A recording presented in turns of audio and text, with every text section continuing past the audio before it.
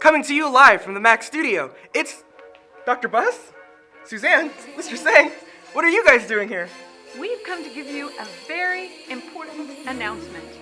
We have been named, Whitney High School has been named a National Blue Ribbon School for the year of 2014. In fact, we're the only high school on the 2014 list for California. Woohoo! Yay! And that's why we're wearing blue today. Oh, awkward.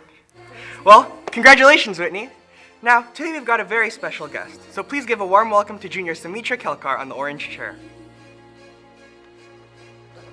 Have you ever wondered why flamingos lift one leg when they stand? Well, it's because if they lifted both legs, they'd fall down! So today I'm going to talk about benign violation theory of humor. In other words, what makes things funny? Now, benign violation theory was first thought of by Dr. Peter McGraw and Caleb Warren from the Humor Research Labs, and it explains that something can be perceived as funny if and only if it satisfies the following two criteria. It is a violation, which means that it violates or threatens the way we think things ought to be, and it is made benign, which means that it can be manipulated to seem okay or acceptable.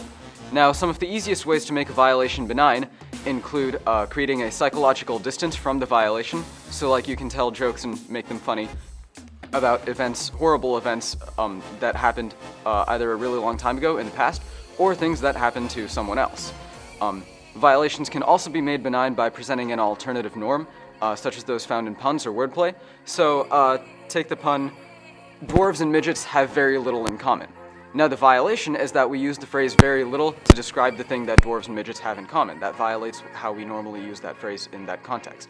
Now, the alternative norm presented is the normal use of that phrase in that context, which is that there's not much in common between dwarves and midgets. Benign violation theory explains also why little kids find tickling so amusing. When a kid gets tickled, it isn't an attack on the kid, so it's a violation, but it's also benign because the kid knows that he or she isn't really in any real danger. Now, if some stranger just walked up on the street and started tickling you, you'd probably freak out a little bit. This is called a malign violation, which is a violation that isn't benign. It's a violation, obviously, because you're being tickled by some random stranger, and it's not benign because you really don't know if the stranger means any harm or not. So malign violations can be perceived as obscene or even threatening, as in this tickling case. Now let's dissect a joke. I read this really funny one-liner on the internet the other day.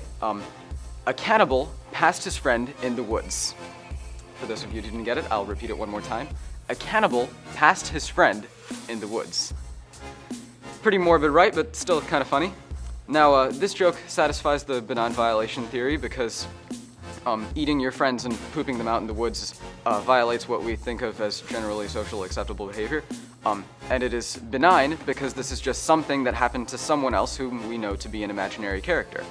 So in this case, the way we made the violation benign is creating that psychological distance I was talking about earlier. Now, had I given the cannibal's friend who got eaten like a backstory and a personality or something, it wouldn't have been quite so funny. It might have even been a little bit tragic, because it would have been a malign violation. So that's it, that's benign violation theory. I'm a little bit sorry I've kind of ruined jokes for you, but I hope that having a deeper understanding of humor kind of compensates for that. And for those of you still curious, there are a number of theories that attempt to explain why large wading birds lift one leg when they stand, but the most likely explanation is that since they don't have feathers on their legs, they lose a lot of heat through their legs, so in order to minimize the heat loss, they tuck one leg into their body. So now you know. This has been my Orange Chair Minute. Thank you, and have a great day. Thank you, Samitra. Now, that's a very Whitney kind of conversation. That's something you definitely wouldn't find at any other high school. And that's what we like here at Whitney High School Live. So if you've got a voice that you want to project, send us a request form and we'll definitely try to get you on our show. Now, before we go today, where's Pete? Hola, amigo. ¿Dónde está el Taco Bell? Is there even Taco Bell in... Oh, hi guys. I'm just practicing some Espanol for an important trip I'm taking next year. You see, ever since I was a little child, I've always wanted to be a world traveler, which in Ecuador, they say, turista mundial. Next year, Whitney High School, we're having a trip to Ecuador. So, if you are someone that likes to travel or explore different cities or even just want to get out for the summer, or if you want to help people, you should definitely come to the informational meeting tomorrow in the NPR at Back to School Night. It's going to be from 7:50 to 8:30.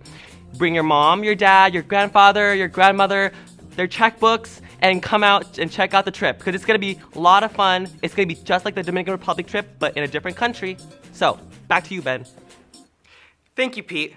Well, that's all for today. This has been Whitney High School Live. I'm Ben Espejo. Have a great day, and I'll see you tomorrow.